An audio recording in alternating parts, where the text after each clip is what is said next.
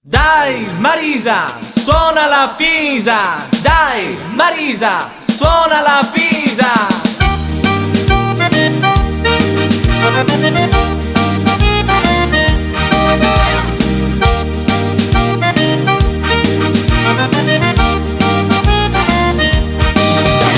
La vita è troppo breve, perciò divertiti un po'. C'è sempre accanto il tuo amico nano, però anche se basso in altezza superdotato, sai, di testa un grande artista come lui non c'è. Vuole abbinare alla Pisa la sua virtù, uno strumento assai perfetto che non ce n'è più.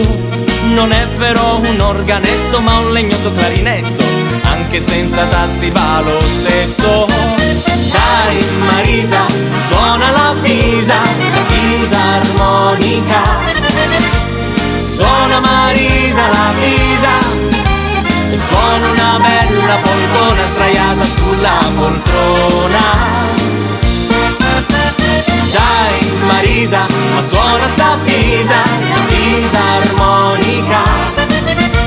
Suona con le dita Marisa, ma chi ti ha insegnato così a suonare la Pisa?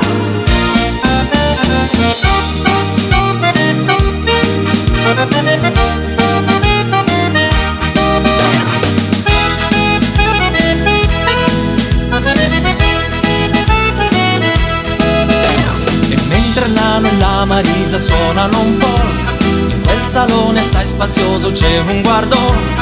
Ma il timido ed il grossomone invigorisce il suo trombone, se non lo fan suonare sono guai. Si accorda con il duo per suonare in un folk, ma il trio alla fine suona un bel po' strong. Come sei brava tu Marisa a suonare la tua Pisa in questo grande concerto d'amore. Dai Marisa, ma suona la Pisa armonica. Suona Marisa la Pisa e suona una bella polcona sdraiata sulla poltrona. Dai Marisa, ma suona sta Pisa, la Pisa armonica.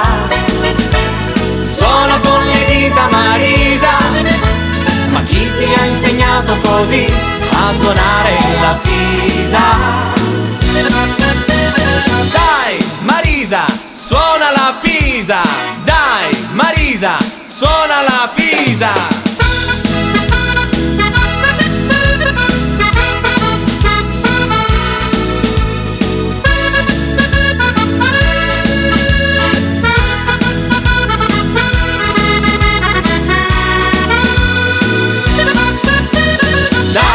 Marisa, ma suona sta Pisa, la Pisa armonica.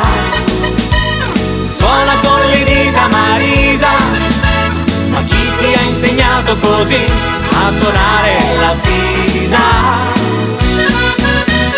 Dai Marisa, suona la Pisa.